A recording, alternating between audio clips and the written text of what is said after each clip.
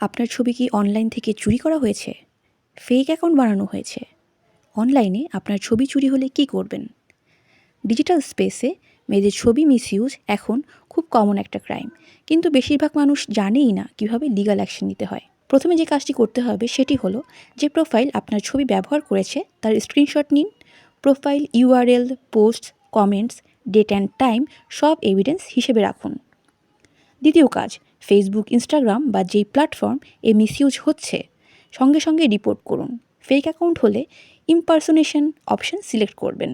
তৃতীয় কাজ, cyber crime পোর্টালে কমপ্লেন করবেন। এখানে women, child related cyber crime option আছে। আপলোড করবেন স্ক্রিনশট ও প্রোফাইল লিঙ্ক। লোকাল পুলিশ স্টেশনে বা সাইবার সেলে লিখিত অভিযোগ করতে পারেন। আইন অনুযায়ী IPC 354C, IT act 66E, IT act 67 এই ধারাগুলো অনুযায়ী এগুলোতে কড়া শাস্তি হয়। মনে রাখবেন, ছবি চুরি করা মজা নয়, এটা কগনিজেবল অফেন্স, অর্থাৎ পুলিশ অভিযোগ পেলেই সরাসরি অ্যাকশন নিতে পারে। এমন আরও ইম্পর্টেন্ট তথ্য পেতে চ্যানেলটিকে সাবস্ক্রাইব করুন ও ভিডিওটিকে শেয়ার করুন।